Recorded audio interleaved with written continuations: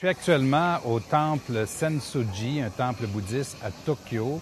C'est la première journée d'une mission économique que je conduis à la fois au Japon et en Chine. Et pour cette première journée, le premier événement, c'est un périple ici dans ce temple bouddhiste pour rendre hommage aux victimes et aux familles des victimes et au peuple japonais suite au séisme du 11 mars dernier.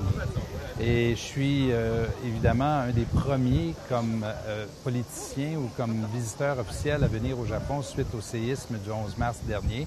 D'ailleurs, la dernière fois qu'un premier ministre du Québec a fait une visite officielle à titre de premier ministre, conduisant une mission québécoise ici au Japon, c'était René Lévesque en 1984. M. Bouchard est venu plus tard en 1999, mais c'était à l'intérieur d'une équipe qui était celle de Équipe Canada dans les grandes missions commerciales.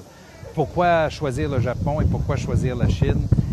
Il y a plusieurs raisons. D'abord, la première est la suivante. Nous devons, nous, au Québec, continuer à faire des efforts très importants pour avoir accès à des nouveaux marchés, surtout dans le contexte économique que nous vivons actuellement dans le monde. Nous sommes très dépendants du marché américain. Le marché américain est en ralentissement et vous constatez comme moi les turbulences que les Américains vivent actuellement, pas uniquement sur le plan économique, mais aussi sur le plan politique.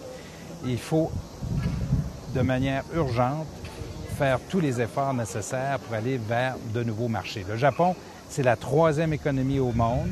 C'est une économie où il y a beaucoup d'investissements qui sont prêts à être faits à l'extérieur, surtout dans les ressources naturelles parce qu'ils en ont très peu au Japon, puis ils en ont besoin. Et le gouvernement japonais veut faire un certain nombre de projets stratégiques à l'extérieur. Il y a d'ailleurs des entreprises japonaises qui investissent actuellement et qui ont des projets d'investissement au Québec dans le cadre du Plan Nord. Notre carte de visite, c'est beaucoup le Plan Nord. C'est le développement des ressources naturelles. C'est une occasion unique dans notre relation avec le Japon d'intensifier justement les projets entre le Japon et le Québec, de créer de l'emploi et de la prospérité, pas uniquement pour le Nord, mais également pour tout le Québec. Et c'est le but principal de cette mission économique que je vais conduire ici au Japon et en Chine. Du côté japonais, je serai donc à Tokyo.